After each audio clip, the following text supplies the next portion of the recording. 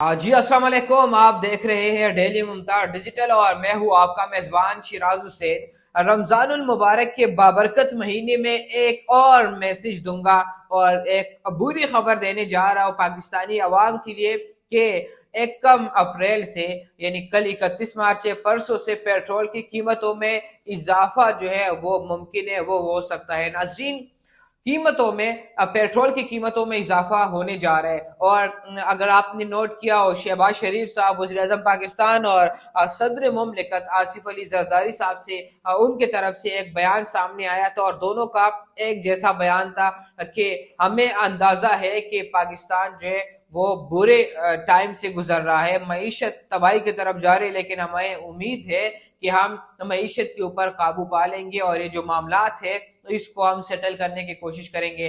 नाज़रीन, नवाज शरीफ साहब ने भी अपनी विक्ट्री स्पीच में कहा था कि मईशत को ठीक करने के लिए तकरीबन 10 साल दरकार होंगे। यानी उन्होंने स्टार्टिंग में क्लियर कर दिया था कि 10 साल तक हमें चाहिए, उससे पहले आप कोई उम्मीद ना रखें। और जो पीडीएम टाइम के लोग हैं उनका बयानिया ये था कि अगर हमें हुकूमत मिलती है तो हम आवाम के लिए अच्छे काम करेंगे। अब एक और खबर जो सामने आई है वो ये है कि महंगाई की कीमतों में इजाफा होने जा रहा है। वो किस वजह से होगा? ऑलरेडी जब पेट्रोल की कीमत बढ़ती है तो उससे हर चीज महंगी हो जाती है और ये फ्रॉम द स्टार्ट जो है ये इस तरह चलता आ रहा है। नाज़रीन, अगर आपको याद हो, निगरान सेटअप में आखिरी टाइम में इस तरह उन्होंने किया जिस तरह खान साहब ने किया था कि जब वो हुकूमत से निकल रहे थे तो 160 रुपए पेट्रोल की कीमतों के जो कीमत चल रही थी पेट्रोल की उसको 150 तक लेके आए थे और फिर हुकूमत से निकल गए थे। फिर सेम उसी तरह निगरान सेटअप ने भी मतलब इलेक्शन से आखिरी टाइम जब वो किसी और को डिलीवर करते हैं फिर हुकूमत, जिस तरह शहबाज शरीफ साहब बन गए, उससे पहले अनवारुल हक काकड़ साहब के टाइम में निगरान सेटअप में पेट्रोल की कीमतों में जो है वो कमी की गई थी और वो इस वजह से की गई थी कि अभी जब नेक्स्ट हुकूमत आएगी तो उसमें इजाफा दोबारा किया जाएगा और वो अब होने जा रहा है। नाजरीन, असल में मसला क्या है? मसला क्या हमारे अवाम का मसला है, पाकिस्तानियों का मसला है? तो मैं कहूंगा कि ये मसला पाकिस्तानियों का है। उसकी वजह यह है कि दुनिया में जहां भी पेट्रोल की कीमतों में इजाफा होता है या महंगाई के शरह में बेतहाशा इजाफा देखने को जब मिलता है और वहां की बाशऊर आवाम जो है वो एहतिजाजों के लिए निकल आती है, वो बाहर सड़कों के ऊपर आ जाती है, वो पेट्रोल पंप्स और हर जगह पर पहुंच जाते हैं। लेकिन पाकिस्तानियों का मसला क्या है? पाकिस्तानियों का मसला ये है कि आप पीटीआई, पीएमएलएन, पीपल्स पार्टी, मौलाना साहब, एमकेएम, इन लोगों के आवाज के ऊपर निकलते हैं। और वो किस वजह से?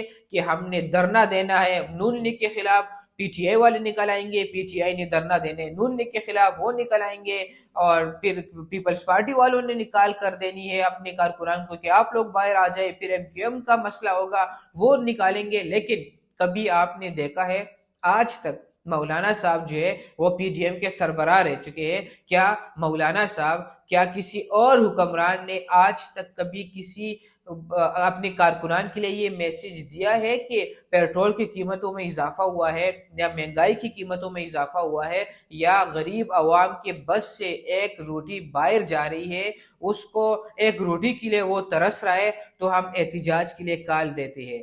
ऐसा कभी देखने को नहीं मिलता। उसकी वजह यह है कि ये अवाम की बेवकूफ़ी है। अगर अवाम बाशऊर हो तो आप सियासतदानों के कॉल्स के ऊपर उनके मफाद के लिए निकलते, लेकिन अपने लिए नहीं निकलते। पूरी